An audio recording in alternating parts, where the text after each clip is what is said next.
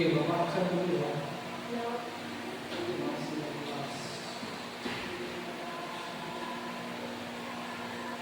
Aida, Devi, Saya Pak. Aliantul Dana, Audi. Oke, masuk semua. Oke anak-anak, assalamualaikum warahmatullahi wabarakatuh. Waalaikumsalam warahmatullahi wabarakatuh. Selamat pagi. Pagi. Bagaimana kabar kalian semua? Alhamdulillah sehat. Alhamdulillah sehat semua ya. Ya. Oke, anak-anak semuanya, hari ini kita akan belajar tentang organisasi di masa pergerakan. Sebelum kita mulai, saya akan bacakan dulu tujuan pembelajaran kita hari ini. Jadi, yang pertama itu kalian itu peserta didik diharapkan mampu menganalisis interkoneksi kebangkitan bangsa Asia dengan pergerakan nasional Indonesia. Yang kedua, peserta didik mampu menganalisis perkembangan nasionalisme Indonesia sejak awal abad ke-20. Ketiga, peserta didik mampu mengevaluasi berbagai peristiwa pada masa akhir kolonialisme Belanda berupa krisis global, dalam bidang ekonomi, wabah penyakit, perang dunia II, dan berakhirnya kolonialisme. Ada 3 poin penting yang memang harus kita pelajari pada bab 2 ini. Paham?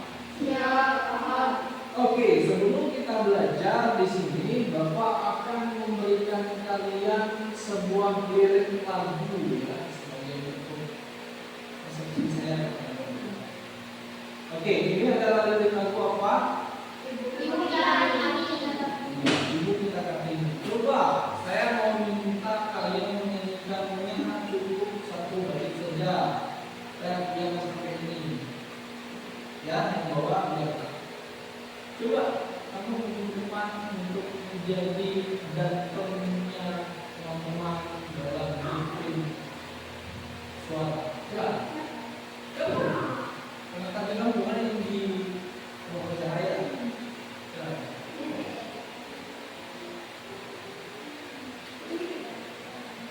Iya, sama.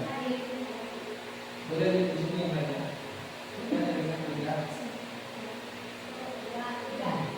Ibu kita Kartini, putri sejati, putri Indonesia, harum namanya.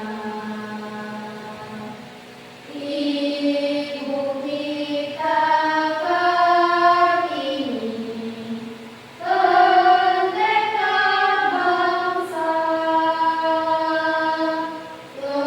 pendekar kaumnya, untuk merdeka. Wahai ibu kita Kartini, putri yang mulia, sungguh besar cita-citanya bagi Indonesia. Ibu kita Kartini, putri yang terbaik. Oke, cukup ya. Cukup saja. Oke, kenapa saya ambil lirik Raden Ajeng Kartini sebagai bentuk awal kita belajar tentang organisasi pergerakan bangsa Indonesia? Ada yang tahu? Kenapa harus lirik Ibu kita Kartini? Kenapa ini? Karena Ibu Kartini adalah kaum dari bangsa kaumnya Tahu? wanita. Cuma dia? Karena mereka bangsa yang terkenal. Karena Salah satu pahlawan wanita. ya, salah satu pahlawan. Pahlawan wanita. Maknanya apa? Kenapa harus beliau? Karena yang pertama dia merupakan bagian daripada wanita Arab dan dia itu termasuk pahlawan Wanita. pertama. Jadi, kalian aja Kartini merupakan salah satu tokoh penggerak pergerakan kemerdekaan. Saya ambil contoh di masa awal abad ke-19 sampai 20.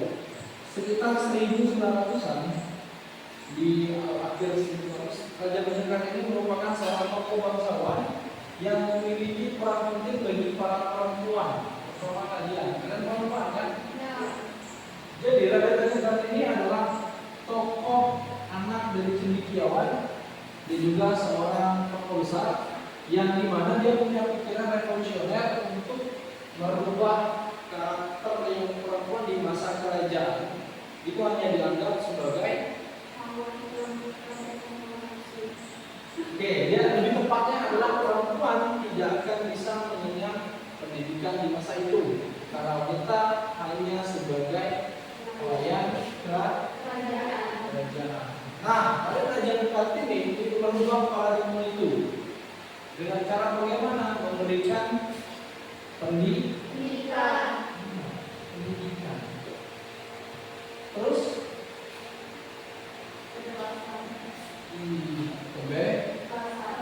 kebebasan yang sifatnya positif, bahwa tidak ada lagi kasta antara perempuan dengan laki-laki. Karena di masa itu memang jelas perempuan itu punya kasta yang mendekati lah. Nah, ini yang dirubah oleh seorang Raja Majapahit di abad ke-19 dan itu akan dijadikan landasan para tokoh penggerak di masa setelah beliau meninggal. Kenapa? Karena dia tahu bahwa dulunya di masa Raja Majapahit ini perempuan itu punya tempat. Maka banyak nanti organisasi-organisasi perempuan yang menolak kekuasaan Belanda di Indonesia. Nanti mereka akan mencoba untuk memberontak lewat perempuan. Ternyata perempuan punya caranya, perempuan punya tempat. Kalau kalian bayangkan kalau tidak ada tokoh revolusioner seperti Raja Majapahit ini, apakah bisa mengenyam pendidikan? Kalau tidak ada tokoh penggerak, waktu itu perempuan tidak menerima hak yang sama loh dengan laki-laki.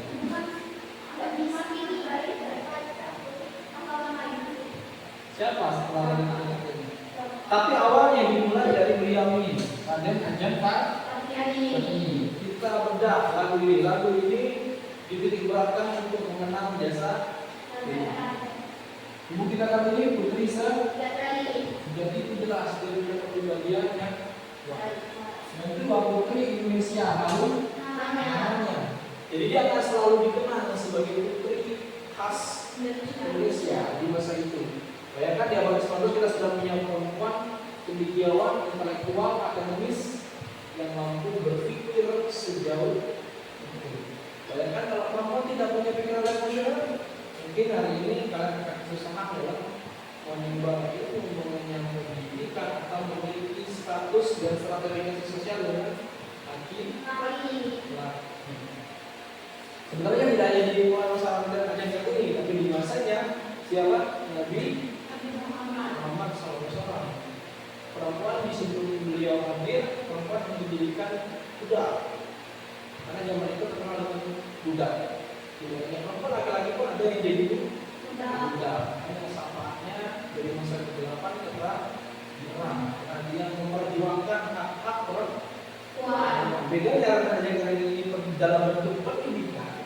Kalau dia adalah pembebasan pergerakan dan hak yang sama. Oke, Ibu kita Kartini, pendekar jelas bahwa beliau ini salah satu Indonesia. Yang keempat, pendekar karunia untuk merdeka. Jadi perempuan itu punya hak untuk merdeka. Nanti ada yang namanya organisasi perempuan Indonesia. Itu tujuannya pembebasan dari kekuasaan orang Belanda. Itu adalah salah satu bentuk organisasi pergerakan yang dimana dasar-dasar hukumnya diambil dari pemikiran Raden Ajeng Kartini. Coba kalau kalian sekarang kan bisa tidak memberikan impact nanti di masa yang depan atau masa yang akan datang. Rina bisa tidak? Apa dasarnya? Dasarnya Anda belum siap atau ya dah harus siap. Kalian pengennya jadi tokoh perubahan yang baik atau yang negatif? Yang tidak baik? Contohnya apa? Memberi contoh kepada orang-orang di luar sana. Kalau pandangan kalian sekarang untuk perempuan bagaimana? Memberi contoh kepada Maksud perempuan itu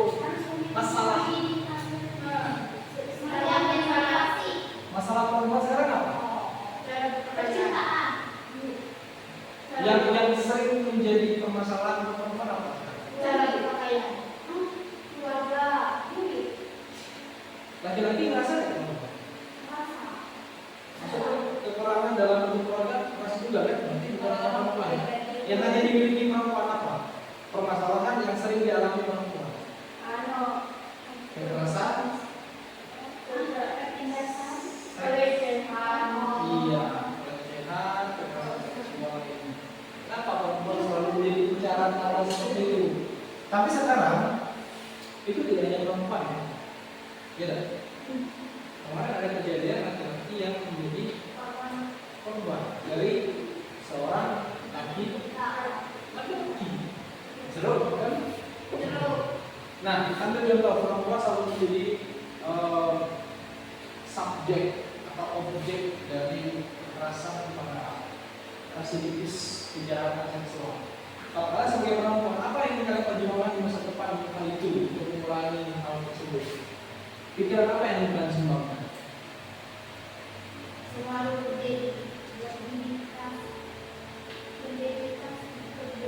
Berdedikasi apa? Mulai? Kamu? apa yang saya sebagai wanita Untuk mengurangi dengan kekerasan. menjadi wanita kuat. Untuk mengajak orang-orang. Bapak tuh untuk menghilangkan kekerasan fisik di seluruh dunia. Apa yang dilakukan? Coba kita apa?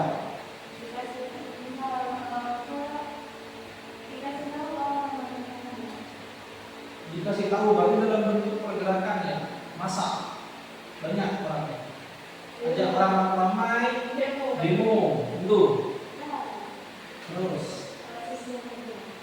apa lu?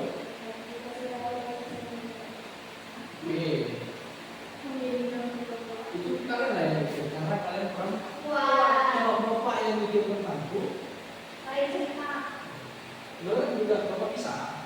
Kalau bapak pengennya ya sama-sama dengan perempuan, karena harus perjuangkan bersama-sama. Tetap di belakangnya ada berapa. Oke, nah dari video ini dapat kita pelajari bahwa memang kalian hanya karena itu punya peran penting terhadap negara Indonesia. Oke, sekarang kita masuk ke materinya.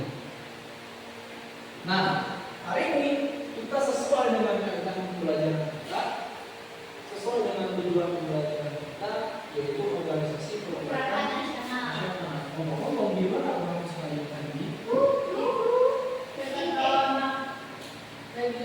Kata begini. Pagi.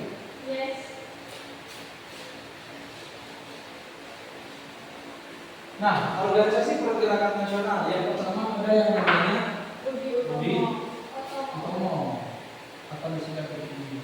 Ada yang namanya Serikat Mahasiswa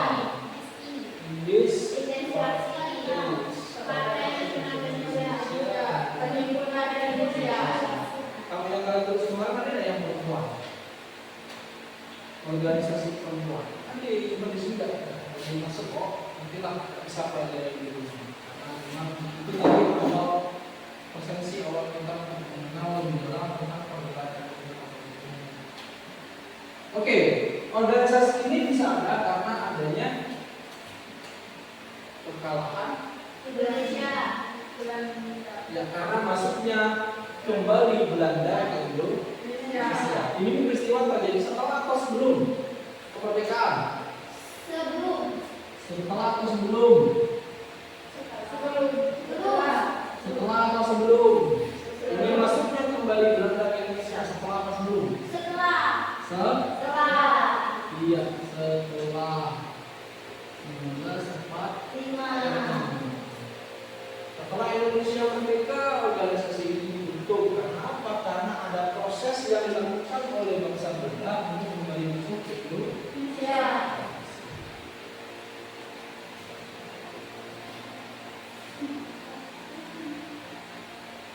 Oke, yang pertama kita mau belajar Budi Utomo. Budi Utomo ini mungkin sering masuk ke dalam kamus besar kita ya, termasuk buku SD dulu. Ini Papa Budi, ini Mama Budi. Sering kayak baca itu? Nah, kenapa selalu namanya Budi? Ada yang tahu kenapa Budi? Karena memang Budi ini diambil dari kata Budi Pekerti. Ya, identik dengan ilmu. Makanya Budi diambil dari sekian buku bahasa Indonesia kita atau buku lain yang cerita. Oke, sejarah berdirinya Budi Utomo, para mahasiswa kedokteran sekolah Historia memperjuangkan nasib Indonesia di tahun 1908. Inilah organisasi yang diberi nama Budi Utomo yang diketuai oleh Soekarno. Oke, tujuannya adalah untuk mencerdaskan generasi Indonesia, terutama adalah orang-orang yang ada di Jawa, Sunda, Madura, Jawa. Orang-orang di sana itu sangat diperjuangkan mereka untuk segera menerima support pendidikan. Tujuannya apa? Untuk mencerdaskan intelektual mereka, kecerdasan mereka untuk bisa melawan kekuasaan bangsa Belanda. Oke, kita lanjut. Yang kedua ada yang namanya Syarikat Islam. Jadi buku-bukunya ini adalah segelombang para ulama dan juga para tokoh dan biasawan dari agama Islam. Mereka ini punya peran penting juga. Di tahun 1911 didirikan Serikat Dagang Islam oleh Salamudi dan Tirtowanusia di Solo. Jadi mereka ini sekumpulan para pedagang Islam yang nantinya menjadi tonggak pergerakan nasional Indonesia ke arah yang lebih baik. Di mana tujuan utamanya melindungi para pedagang dari ancaman pedagang Tiongkok. Karena memang dominasi orang Tiongkok pada waktu itu sangatlah besar. Jadi untuk menindaklanjuti para pedagang Tiongkok yang secara kapitalis, mereka menguasai pasar, hadirlah Serikat Dagang Islam. Kenapa sih Tiongkok ini menjadi bahan perlawanan? Kenapa? Karena terjadinya monopoli perdagangan. Apa monopoli perdagangan? Lebih tepat mereka bilang persaingan. Jadi monopoli ini sering juga dilakukan di masa VOC. Monopoli perdagangan itu tujuannya apa? Untuk mengambil kekuasaan dalam hal perekonomian secara besar yang meraup keuntungan sebesar-besarnya dengan monopoli perdagangan ini. Karena tidak ada monopoli itu terjadi karena persaingan tidak ada. Makanya Syarikat Islam mencoba untuk menyaingi perdagangan Cina. Oke.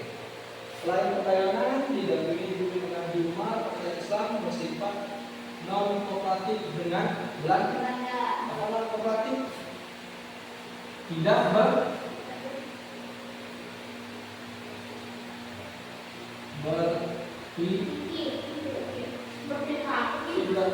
Kalau kooperatif itu berpihak, non kooperatif tidak berpihak. Jadi mereka menentang semua bentuk kekerasan yang dilakukan oleh Belanda.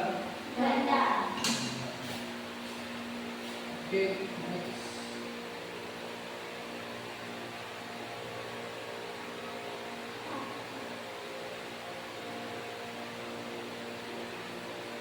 Oke, selanjutnya ada yang namanya English Party. Party ini berarti partai politik. Ini merupakan salah satu partai pertama yang menentang kekuasaan Belanda. Ada tiga serangkai ya yang menjadi pilar utamanya. Yang pertama adalah Dewes Dekker atau disebut Dirjo Setiabudi sama Suwardi Suryadiningrat dan Cipto Somo. Ini dideklarasikan tahun 25/1912. Tujuannya adalah mengembangkan semangat nasionalisme bangsa. Jadi memang di antara orang-orang ini ada salah satunya orang Belanda. Yang mana orangnya? Ya, yang siapa namanya? Dewes Dekker. Ini asli orang Belanda, salah satu tokoh yang menuliskan tentang bentuk perlawanan Indonesia terhadap Belanda. Dia menentang seluruh kekuasaan dan dia menentang sistem tanam paksa. Itu Dewes Dekker, dia dibuatkan dalam bentuk protes di media koran ya. Itu contohnya bahwa memang Dewes Dekker salah satu orang Belanda yang menentang. Oke, kita next. Selanjutnya ada Perhimpunan Indonesia. Ini didirikan oleh orang Indonesia yang ada di Belanda atau yang punya pendidikan di Belanda. Jadi kalau misalnya kita mau jelas nih, kira-kira dari permukaannya tidak? Mungkin besar. Ada tidak mungkin besar? Jadi ya. Karena jelas memang di masa itu tidak semua orang Indonesia bisa mengenyam pendidikan. Kalau kolonialis seperti itu, tapi kalau imperialis semua orang insya Allah bisa mengenyam pendidikan. Kalau Belanda ini kolonialis, jadi yang bisa mengenyam pendidikan itu hanya orang-orang apa? Berkuah, terus bangsawan, orang berpandang, apa dia?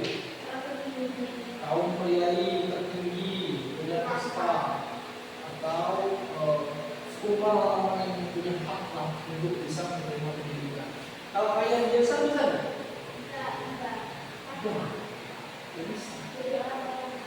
Itu salah satu terbentuknya nasionalisme di Prancis yang pernah Bapak jelaskan. Karena adanya revolusi Prancis, adanya sistem monarki absolut di mana dibentuk sistem kasta antara siapa yang lebih tinggi di Prancis? Bangsawan atau keturunan kerajaan. Di bawahnya apa?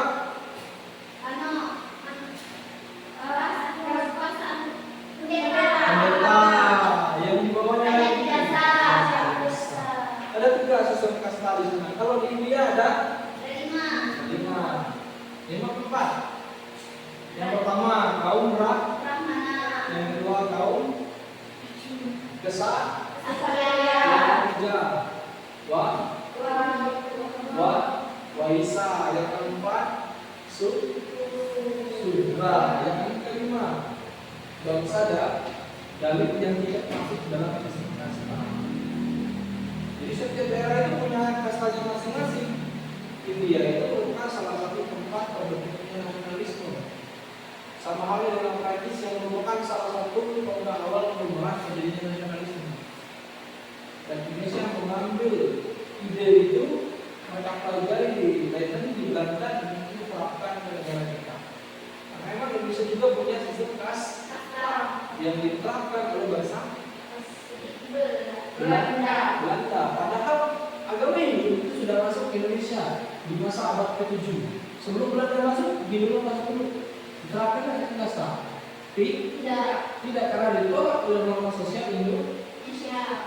Indonesia menolak bentuk yang namanya sistem kasta.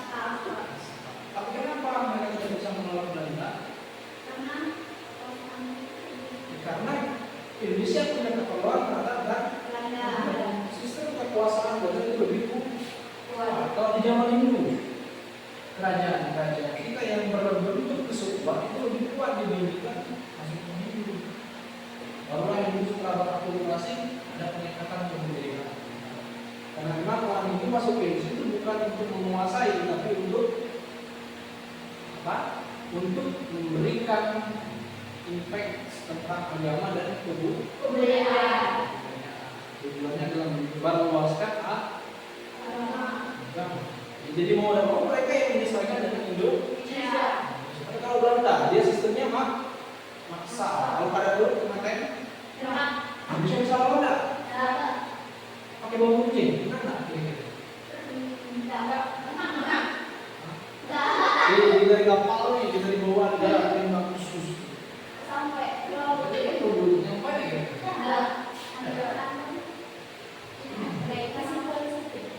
Oke, jadi ada tokoh penting ya di dalam perhimpunan Indonesia. Jadi kumpulan dari para mahasiswa yang sekolah di Belanda. Pokoknya seperti Muhammad Hatta, Ali Sastro Abdulio, Abdul Majid Jolodiningrat,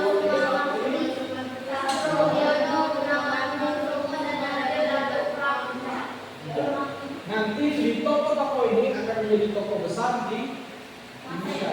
Contohnya siapa? Yang paling gampang karena dia merupakan salah satu tokoh yang merupakan seorang wakil presiden. Iya, presiden yang nantinya akan berkonflik dengan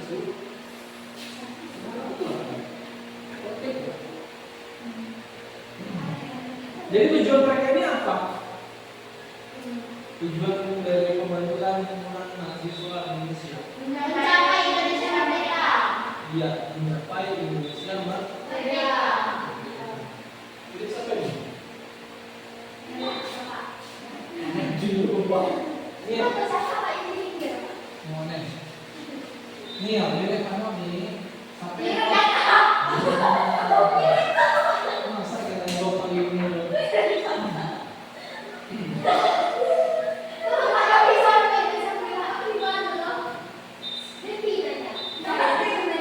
Jadi partian.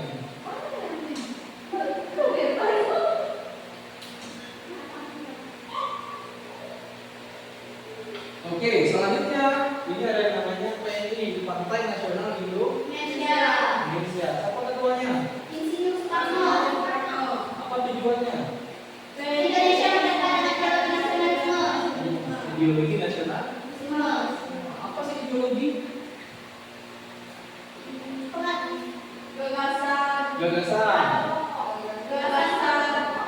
Gagasan pokok-pokok. Ide. Dasar berpikir ya, prinsip lah. Terus pengetahuan. Iya. Jadi ideologi itu adalah landasan kalian. Landasan apa? Dalam pengambilan keputusan. Pada waktu itu orang mengambil keputusan untuk menentang Belanda, tujuannya apa? Untuk Merdeka. maka gunakanlah yang namanya ideologi nasional. Walaupun beda tapi punya tujuan yang satu sama untuk merdeka. Oke, pengaruh Soekarno sangat meresap. Itu namanya kalau dalam bukunya akademis politiknya itu adalah Soekarnois namanya. Oke, pengaruh Soekarno sangat meresap dalam lapisan masyarakat. Apalagi Ibu Soekarno mengatakan dalam kegiatan politik PNI semakin kuat. Kegiatan politik ini mengancam pemerintahan Belanda sehingga tokoh PNI ditangkap dan dihukum penjara. Soekarno melakukan pembelaan di pengadilan yang dikenal dengan menggugah. Hasilnya apa? Hasilnya banyak. Ya, di tahun 1931 PNI dibubarkan dengan alasan apa? Karena memang dia adalah salah satu partai yang mengancam kekuasaan Belanda. Apa? Yang membubar adalah Inggris Nederland Belanda.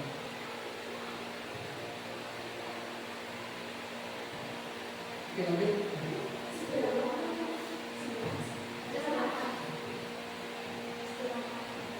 Kita ambil surat kalian.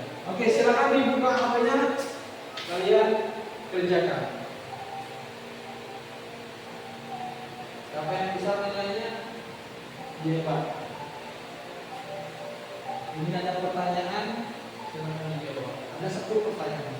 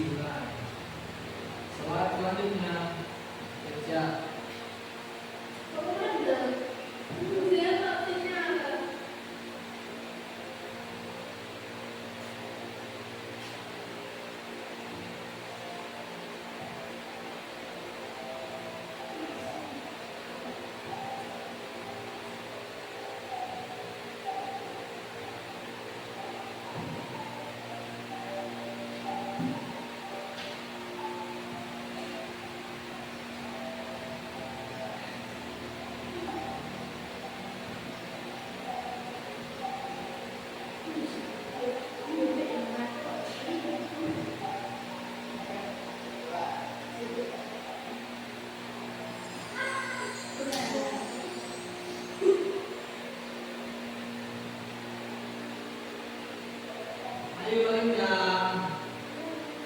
Masih tidak?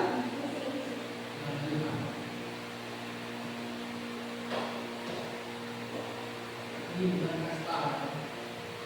Ini perubahan.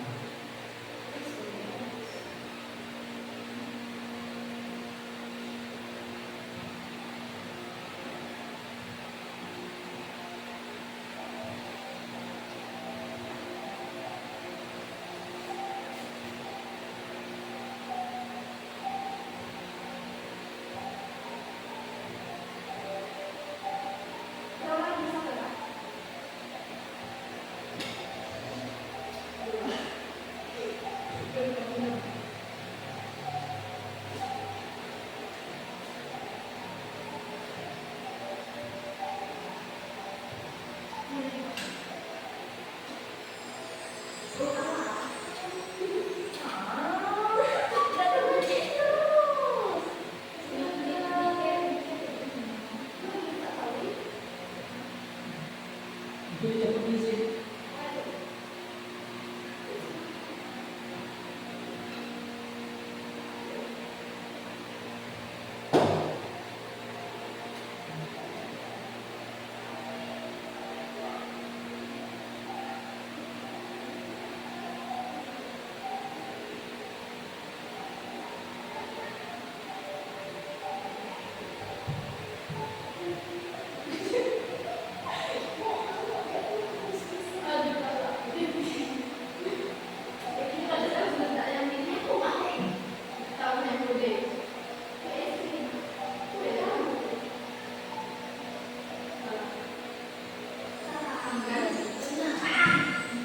Murah.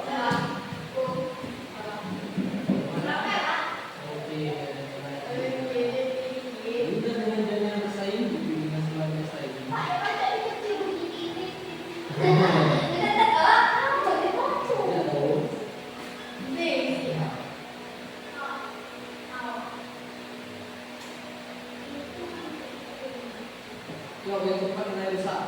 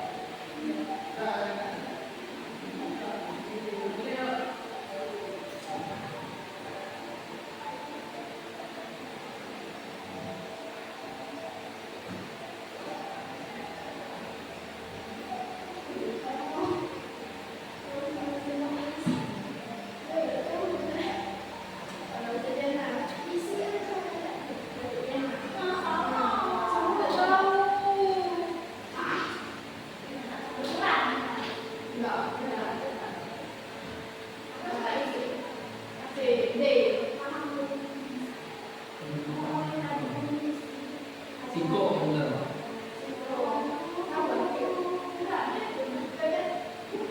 Indah.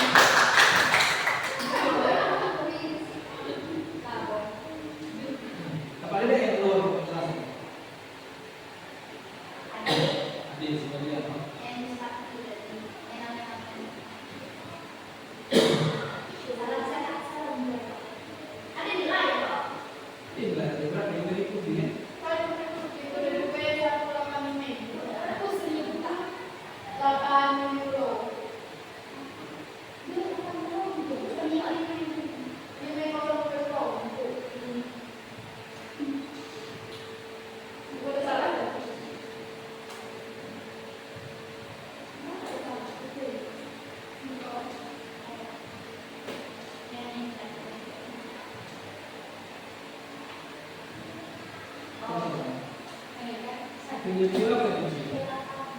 Dalam tulisan adalah menuju.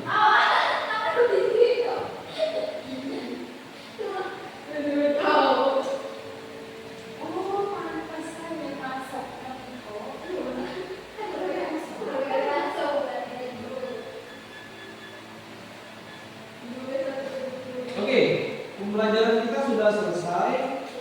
Tadi sudah detail ya. Oke, ada pertanyaan yang lupa yang pertama. Kalau apa yang kita pelajari ini? Tentang pergerakan organisasi. Organisasi itu bergerak di Indonesia. Apa tadi? Pergerakan Indonesia. Kamu? Ya, salah satunya tentang revolusi yang dilakukan oleh Ibu Kakak ini. Itu pembelajaran kita. Oke, yang kedua, nilai apa yang akan dilakukan dari pembelajaran ini? Nilai poin pentingnya apa? Poin pentingnya adalah kalian harus memiliki kecerdasan pemikiran yang setara dengan para pahlawan kita sebelumnya. Dan yang apa? Belajar. Karena memang orang yang tidak memiliki kecerdasan kemampuan itu akan mudah diakali dan dibohongi. Ya, alhamdulillah kelas kalian sudah memiliki tingkat yang mulai ke arah yang lebih baik. Yang ketiga, hal yang sudah dilakukan dalam keseharian kira-kira Ayo, silakan Sula. Bapak, Hal apa yang sudah bisa kalian lakukan dalam kehidupan sehari-hari ini? makan di Yang ada kaitannya dengan pembelajaran hari ini? belajar dengan sungguh-sungguh. Belajar dengan sungguh. Membantu orang tua bisa? Bisa. Bekerja, ya bisa. Karena dulu pemerintah jarang untuk bekerja ya. Saya bekerja. Bisa bekerja. Tapi yang bekerja memang sesuai dengan program kita sebagai orang tua. Oke, sampai sini ada pertanyaan. Minggu depan kita akan belajar tentang apa? Devi. Minggu depan kita belajar tentang apa? Tidak tahu kan? Kamu siapa? Jejen. Jana. Tidak tahu. Sulai. Sama Linda. Oke, karena sebenarnya kemarin itu sudah saya jelaskan tapi sedikit ya. Minggu depan kemungkinan kita akan belajar tentang dampak yang diakibatkan oleh Perang Dunia I terhadap ya pergerakan Indonesia. Yang saya jelaskan kemarin yang di program kecil untuk perang biasa. Iya, Jepang dan Rusia. Di dalam Perang Dunia I itu Jepang itu menang melawan Rusia. Nah ini yang kita pelajari di minggu depan. Iya, minggu depan bapak masih tapi insya Allah karena bapak mau ke kantor gubernur. Tes aktif. Oke, kalau tidak ada pertanyaan silakan salam.